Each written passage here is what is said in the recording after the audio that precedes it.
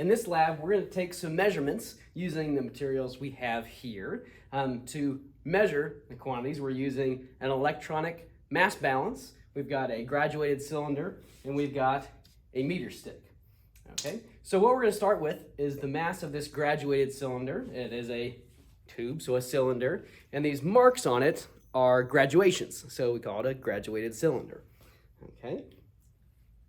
This mass balance works way easier than one of those old balances where they have the pans. You have to kind of get them to balance out to figure out the mass of something, or a triple beam balance where you have to like move the weights and it's got an arm that goes like this. Okay, these fancy guys can just have something placed on this pan here, and it will tell you the mass of that stuff in grams. Okay, so this is just a dust cover. So if yours has one of these, you just flip that up. Okay, I'm just going to place the graduated cylinder onto there, okay? And that's the mass of my graduated cylinder. So right there, this says 103.4 grams, okay? The next thing we're gonna do is figure out the volume of 1/4 of a cup of vinegar. Now, 1/4 of a cup is a volume measurement in the US system, but we wanna do everything in the metric system. So we're going to measure out 1/4 of a cup of vinegar in this measuring cup here, and then transfer it into this graduated cylinder in order to figure out the volume in milliliters, okay? So a lot of times we use small amounts of liquids. So even though the base unit for the metric system for volume is liters, we don't usually deal with whole liters. So we're gonna be using a smaller version of the liter called a milliliter, okay? So I'm gonna measure out about 1/4 of a cup here for this. Now if I put this into this graduated cylinder,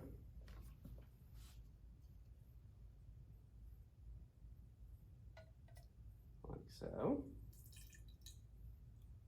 okay, the mass on my balance is going to be going up because I'm adding in more stuff to on top of the balance, okay? And now I can read the volume of this 1/4 of a cup, but in milliliters. So if we get down to eye level on this, each of these marks is a milliliter. So let's see, 10, 20, 30, 50, 60. Ooh, it's close to, yeah, I want to say pretty much right on 60. We tend to read at the bottom of the curve of the liquid to be consistent. Okay, so we have about 60 milliliters of vinegar in this graduated cylinder. So that's another point of data that we can take here. Okay.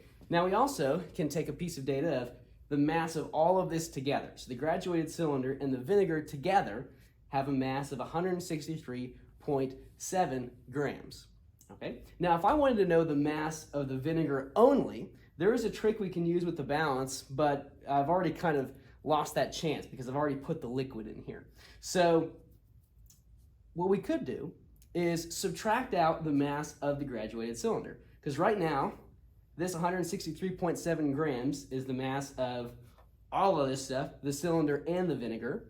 If I go and subtract out the mass of the cylinder alone from before, that 103.4 grams, what's going to be left is just the mass of the vinegar inside the cylinder. Okay? So we're going to take 163.7 minus 103.4, and what's left should be just the mass of the vinegar inside. So let's see, 163 minus 103. So that should be just 60. And the 0.7 minus the 0.4 should be 0.3. So it should be something around 60.3 grams if I'm doing my mental math right. Okay, so the vinegar alone in here is about 60.3 grams. Okay, now let's say we wanted to know the density of this vinegar. Well, density is not something that we measure just like with a scale or with a graduated cylinder. It takes a couple measurements, okay? Not every property in a lab is just measured with an instrument like this or a meter stick or something like that. Sometimes we need to combine units, okay? So density is how much stuff you can pack into a certain amount of space. And we usually feel it by how light or heavy something is for its size. Okay, so something that feels relatively heavy based on how big it is usually what we call more dense, and something that is pretty light for its size is less dense. Okay, so to figure out exactly how dense this is, density is just the mass of something divided by its volume. So how much stuff there is divided by how much space it takes up. Okay, so the mass of the vinegar in here is 60.3 grams. That's what we calculate, that's what we subtracted out, right? And the volume it takes up is 60 milliliters. So if we take 60.3 and divide it by 60 milliliters, we get pretty darn close to 1 gram per milliliter. Okay, so when you calculate it, you might get a big long string of decimals after it. If you chop it off to 2 or 3 decimal places, that's usually pretty good. Okay, so we're just taking the mass divided by the volume, that's grams divided by milliliters, of just the vinegar. Okay, and that's the density of the vinegar. And you can go and do that for any substance too. This is just the one example that we're using. Now, the density that we're calculating for this vinegar should be around 1.02 grams per milliliter. But sometimes we are restricted by how good our measuring tools are and how good we are at using them. So, for example, if you get an answer that's a little off, you might wonder if it has something to do with how close we got at measuring 1/4 of a cup in the first place. It might have something to do with how well we were able to transfer that liquid without losing any. We call this holdup when you've got some left over in your previous container. You might consider how that can make it into the graduated cylinder and also how accurately we can read this. So each one of these little lines on here counts for 1 milliliter. But what if I'm kind of in between two of these lines? I can't really tell for sure whether it's going to be 60.5 or 60.7 or 60.3. They just aren't marked, close enough for me to be able to tell. So there's some limitations there. So you can think about that and some other ways that your measurements might be sort of limited and where errors can come from, which are natural in the lab. What matters is being able to explain why your answer is different, not to be able to have a perfect answer. Okay, the next thing we're going to do is a reaction between this vinegar and some baking soda. Okay, now I'm going to get some data on the baking soda first. So we're going to use a trick that the balance can do now this time, so we don't have to do some subtracting to figure out the mass of just the baking soda and not the container. Okay, so what I've got here is a beaker. A beaker is great for generally containing things. It does have some volume measurements on the side, but they're not super accurate. So if we want to measure out the volume of something, we typically do it in here. But if you just need to be able to contain something like something you're getting the mass of, or say running a chemical reaction, a beaker is a great place to start. Okay, so I'm going to place this beaker on the balance, and it tells me that the beaker has a mass of 173.7 grams. Now, that's great and all, but I don't want to have to remember that or write it down and subtract it out later. So what I'm going to do is hit this button on the mass balance that says 0. When I do that, it resets the mass to 0 grams, as if the beaker isn't here. So now whatever I put in the beaker is the only thing that's going to be measured. Okay? It's like the balance is subtracting out the mass for me. So I'm going to take 1 tablespoon of baking soda, level that off there, about there, okay, and add it into the beaker, just like that. So now I've got the mass of just my baking soda. It's 15.7 grams, okay? So now it's already kind of done for me. I don't have to subtract it out. I just have to be careful about when I go and take this off the balance, because it's still going to try and subtract the mass of the beaker. It still thinks it's there. So once I'm done with it, I'll have to hit the 0 button again to reset it so that my other measurements aren't messed up and I'm not still subtracting the mass of the beaker. Okay, I don't need any other measurements for this part aside from how long the reaction between this baking soda and this vinegar is going to take. So I'm going to move my beaker off of the balance. I'm going to 0 it out so that way it's back to kind of its starting place. And I'm also going to cover this back up so it's protected. Okay, so I'm going to hit the start button on this timer as soon as I start mixing the vinegar in here, and we'll see how long the reaction lasts. All right, so let me get this ready. Here we go.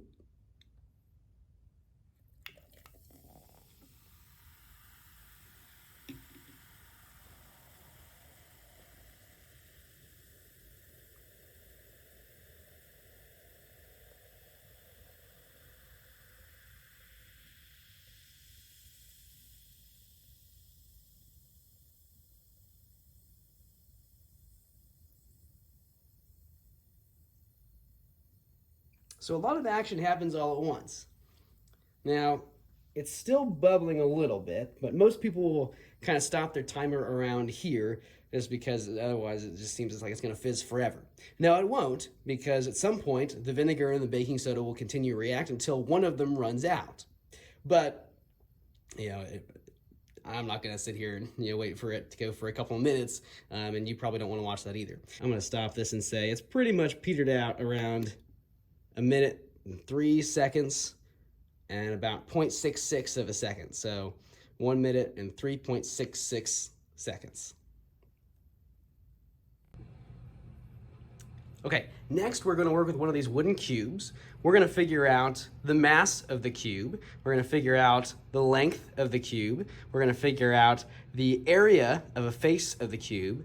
We're going to also find out the volume of the cube. With the mass and the volume, we should be able to figure out the density of the cube as well. Okay, so let's start with the easy part. Let's do the mass.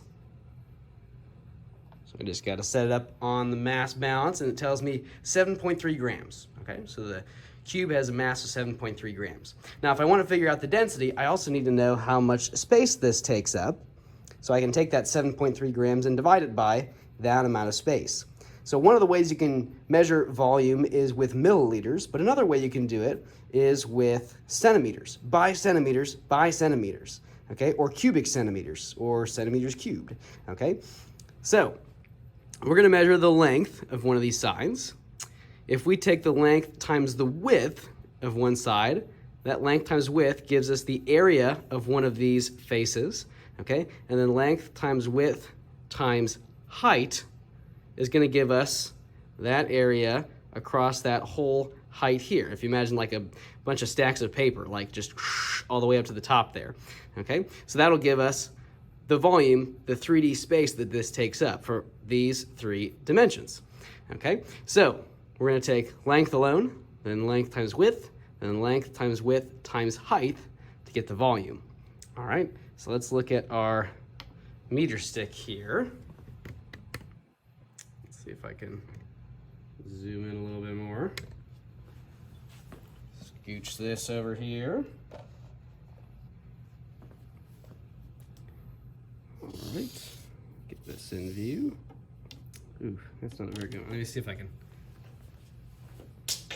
swap for a better meter stick. That's a little nicer. Okay, so let's line this up here. All right. So it looks like the length of our cube is about 2.5 centimeters. Okay, let's see if I can get this a little bit closer. That's pretty spot on, right about 2.5. Okay. Now, since this is a cube, ideally, all these sides are going to have the same length. So this should be 2.5 by 2.5 by 2.5. But we can check just to make sure. Okay, and you want to make sure you have the centimeter side of your meter stick. That should go up to 100 centimeters. That is the length of 1 meter. If you're on the inches side, it goes up to 39 inches, which is about a yard and a couple inches, okay? We want this side with more numbers on it. This is our centimeter side, okay? So we've got, there's our 2.5 centimeters there.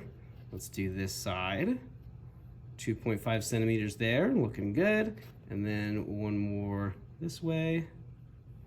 2.5 centimeters there, okay? It should be basically the same no matter which way you turn this thing.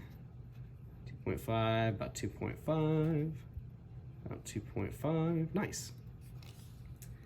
Okay, so the area of one of these faces will just be 2.5 centimeters times 2.5 centimeters, okay? And that should give you the space in this length times width here, all that face there, and then your length times width times height should give you the whole volume of this. So 2.5 times 2.5 times 2.5. Okay. Once you have that, we're going to take that mass, the, let me see what it was again, 7.3 grams, and divide it by the volume we got. 2.5 times 2.5 times 2.5. Okay. And that should get us the density of the cube.